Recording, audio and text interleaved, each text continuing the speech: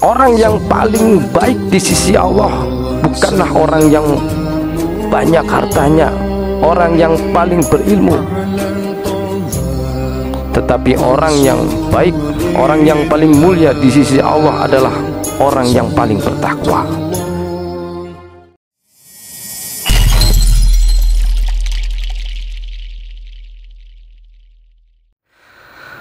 Assalamualaikum warahmatullahi wabarakatuh. A'udzu billahi minasyaitonir rajim. Bismillahirrahmanirrahim. Alhamdulillahi rabbil alamin.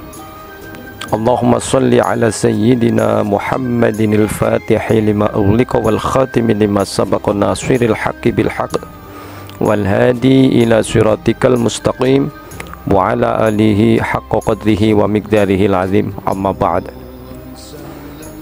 Pemirsa Jawahir TV yang dirahmati Allah, la'allakum tattaqun, supaya kalian bertakwa. Apa itu definisi takwa?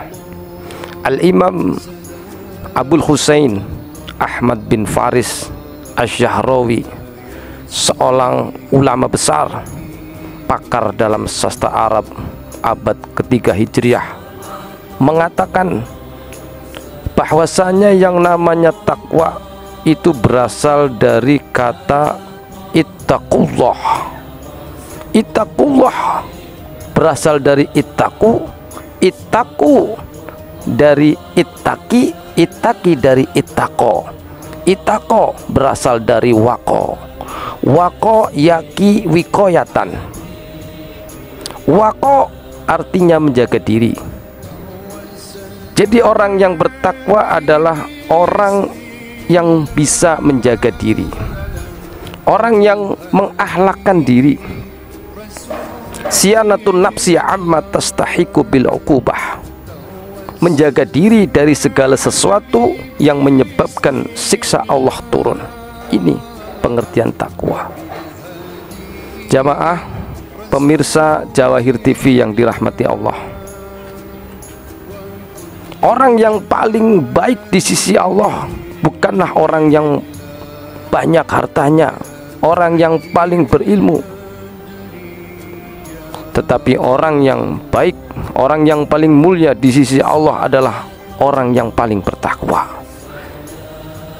Jadi ketika Allah menyampaikan di dalam Al-Quran, inna akramakum indallahi atqakum, bahwasanya sesungguhnya yang paling mulia di sisi Allah adalah yang paling bertakwa. Ini maknanya yang paling baik di sisi Allah adalah manusia-manusia yang mampu menjaga diri.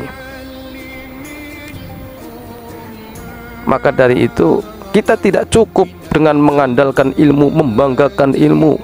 Kita tidak cukup dengan banyaknya ilmu saja. Kita tidak cukup dengan hanya membanggakan mampu membaca Al-Quran saja. Tidak. Tetapi bagaimana kita mampu menjaga diri, mampu mengakhlakkan diri, mampu menjadi manusia yang berakhlak. Ada makhluknya Allah yang sangat alim, sangat pintar, yaitu iblis. Iblis adalah makhluknya Allah yang sangat alim. Dia tahu tentang Al-Quran, dia tahu tentang asbabul wurud, suatu hadis, dia tahu tentang berbagai macam ilmu.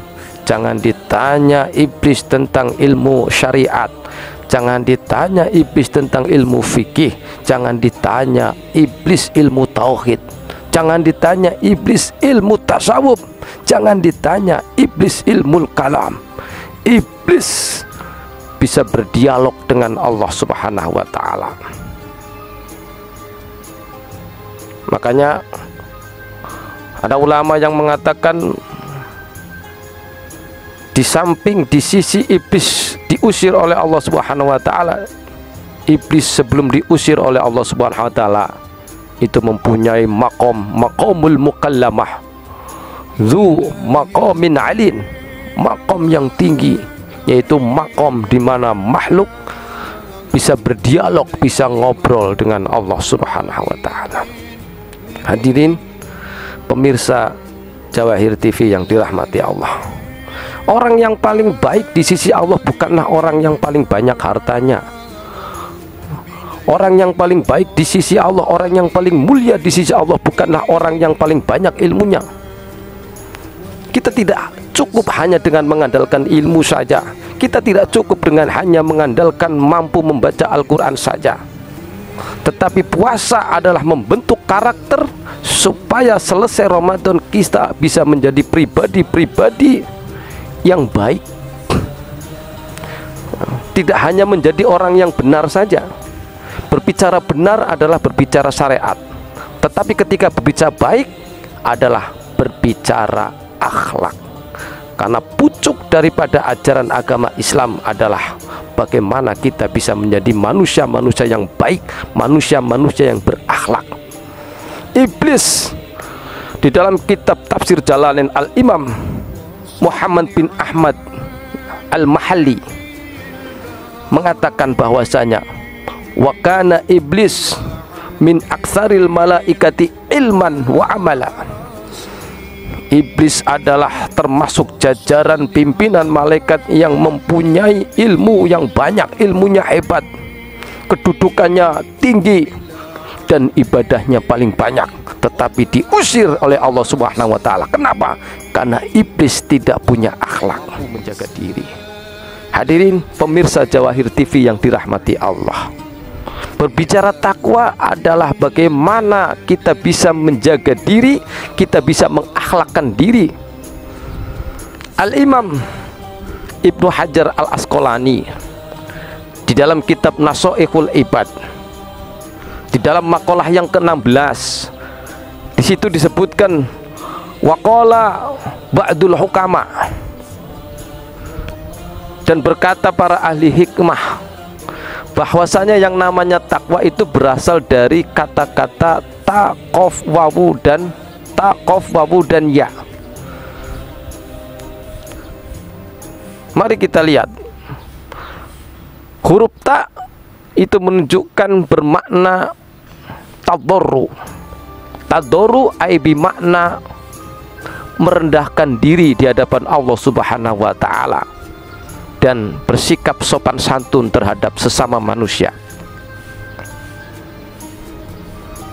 Ketika di hadapan Allah Subhanahu wa taala mampu merendahkan diri, ketika mengucapkan kalimat takbiratul ihram Allahu akbar, disitulah dia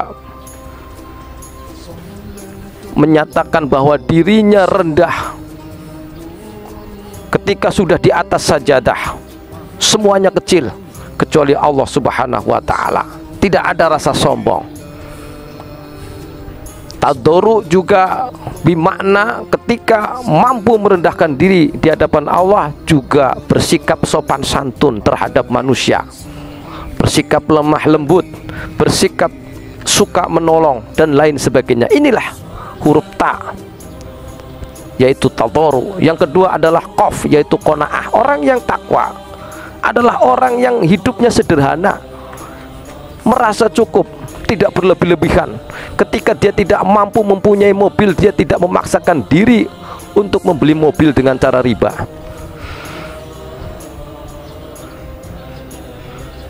Yang ketiga adalah huruf wawu, yaitu waro. Waro artinya menjaga dari hal-hal yang makruh. Jangankan yang haram, yang makruh saja dia mampu berhati-hati. Dia mampu untuk menjaga daripada perbuatan-perbuatan yang tidak diridhoi oleh Allah Subhanahu wa taala.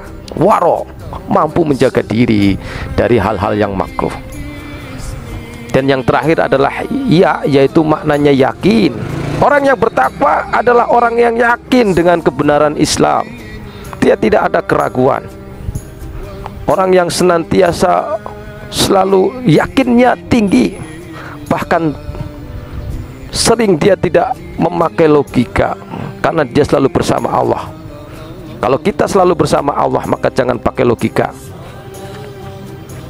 Kalau kita berpikir dengan kemampuan kita, maka segitulah kemampuan yang akan didapat. Tetapi manakala kita bisa PA, percaya Allah, yakin kepada Allah, maka Allah Maha Besar, kekuasaan Allah tidak terbatas. Maka Allah akan memberikan keajaiban-keajaiban, sesuatu yang di luar logika kita. Hadirin pemirsa Jawahir TV yang dirahmati Allah, iblis adalah makhluknya Allah yang mempunyai ilmu yang hebat, ilmunya tinggi, kedudukannya tinggi, imamul malaikat, ibadahnya paling banyak. Bahkan disebutkan wakana iblis yasjudullah ta'ala arba'ina alfasanah, iblis sujud di hadapan Allah 40.000 tahun. Bahkan disebutkan juga dzu maqamin alin, mempunyai makom yang tinggi, yaitu makomul mukallamah, makom di mana makhluk bisa berdialog dengan Allah. Tetapi ketinggian ilmu, banyaknya ibadah,